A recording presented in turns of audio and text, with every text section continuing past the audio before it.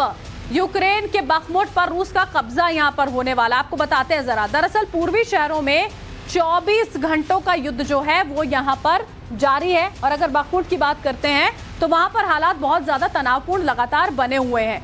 रूसी सेना की जो तैयारी यहां पर है वो इतनी तेज हो गई है कि अब ये नजर आ रहा है कि बखमुट पर कब्जा जो है वो हो ही जाएगा। कोशिशें इतनी तेज कर दी गई हैं। रूस ने बखमुट शहर पर अपने जो हमले हैं उनको और तेज कर दिया है, बढ़ा दिया है और लगातार वहां पर मिसाइल से अटैक किए जा रहे हैं।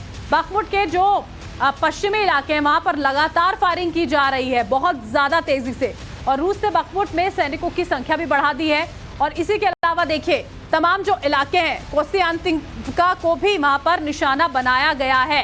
इसके अलावा पिछले कुछ हफ्तों में हालात बहुत ज्यादा बिगड़े हुए नजर आते हैं। रूस के हमलों में कई लोग बुरी तरह से जख्मी हुए हैं। रिहायशी इमारतों को भी भारी नुकसान यहां पर पहुंचाया गया है। सीधे हमले रिहायशी इमारतों पर किए जा रहे हैं। रिहायशी इलाकों को निशाने पर लिया जा रहा है। वो आरोप जो यूक्रेन शुरू से लगाता रहा है कि रिहायशी इलाकों को जानबूझकर निशाने पर लिया जाता है। और बखमुट में देखिए आप तबाही कैसे वहां पर मचाई जा रही है। कब्जे की लड़ाई है, क्योंकि रूस चाहता है कि कब्जा वहां पर कर ले। शहर पर पूरी तरह से कब्जे की कोशिश जो है वो यहाँ पर की जा रही है। वो आप मैप में समझ सकते हैं बखमुट का वो पूरा का पूरा एरिया जो वहां पर पड़ता है।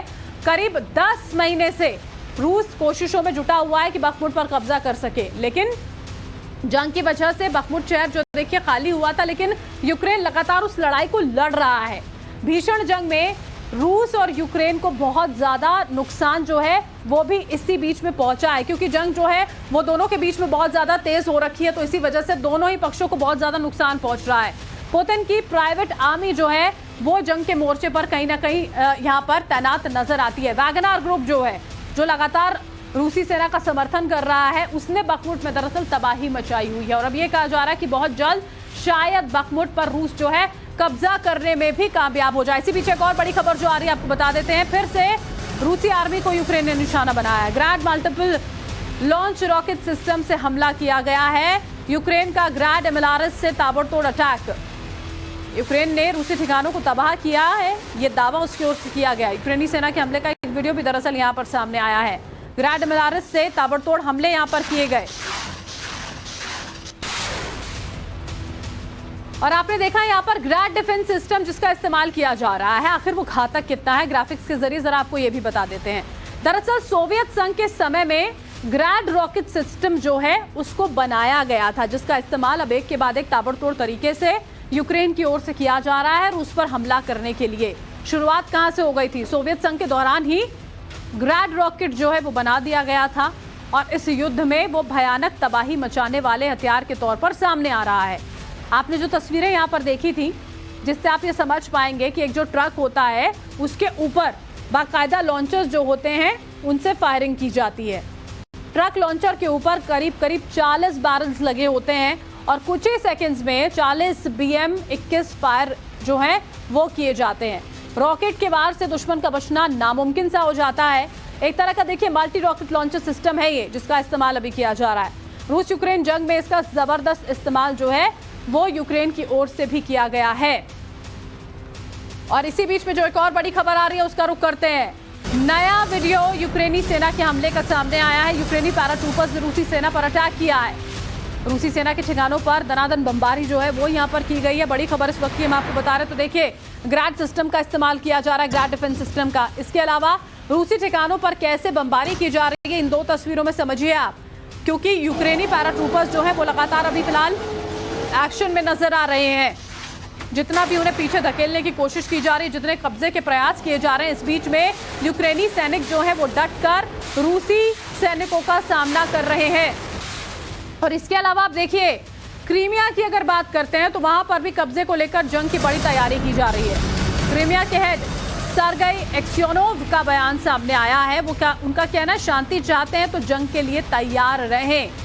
क्रीमिया पर 2014 में देखिए कब्जा जो है वो रूस की ओर से कर लिया गया था। अब इस इलाके को भी वापस एक तरह से यूक्रेन जो है वो जीतना चाहता है, लेकिन ऐसा होना वाकई में नामुमकिन सा साबित कहीं ना कहीं लगता है, क्योंकि व्लादिमीर पुतिन जो पूरे यूक्रेन पर कब्जा चाहते हैं वो क्रीमिया पर इस तरह से कब्जा नहीं करने देंगे यूक्रेन को।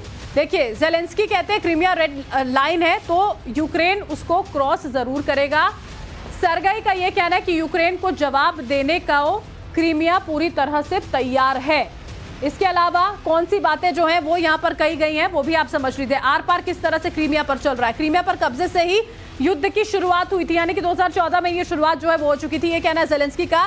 सर्गेई एस्ट्रोनोव की ओर से कहा जाता है कि हराने के बाद ही चैन से सोएंगे। क्रीमिया वापस लेने तक ये युद्ध जो है वो जारी रहेगा, ये ज़ेलेंस्की का कहना है।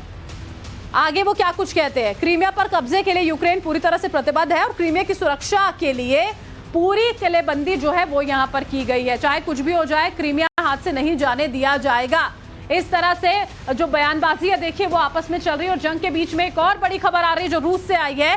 पुतिन की प्राइवेट आर्मी जो है उसने बगावत कर दी है। वैगनर ग्रुप जो है वो नए लड़ाके भर्ती कर रहा है। बड़े स्तर पर जो है ये ड्राइव चलाया जा रहा है। रूस के कई शहरों में रिक्रूटमेंट की जा रही है, तो नए लड़ाकों की भर्ती की जा रही है। बखमुट का जो पूरा इलाका है, हमने आपको बताया वैगनर के लड़ाके वहां पर भीषण जंग लड़ रहे हैं।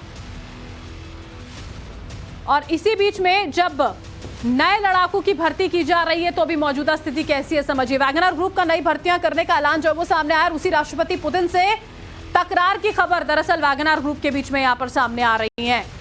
इसके अलावा वो वैगनर ग्रुप जो लगातार मदद कर रहा था वो अब कैसे सामने खड़ा हो गया। ग्रुप में बड़े पैमाने पर नए लड़ाकों की भर्तियां जो है वो की जा रही है। वैगनर चीफ की हथियार नहीं मिलने की शिकायत, उनका ये कहना है कि हथियार मुहैया नहीं कराए जा रहे हैं। रूस के 40 से ज्यादा शहरों में रिक्रूटमेंट सेंटर्स बनाए गए हैं। पुतिन से बातचीत का जरिया बंद करने का दावा किया गया है। वैगनर ग्रुप के चीफ ये कह रहे हैं बातचीत नहीं हो रही है। मॉस्को, सेंट पीटर्सबर्ग में सबसे ज्यादा भर्तियां वहां पर की जा रही हैं। सभी यूनिट्स ने कम्युनिकेशन बंद करने का आरोप यहां पर लगाया है। यानी कि ये क्या हो रहा है अभी, क्या वाकई में वो उनके खिलाफ खड़े हो गए हैं?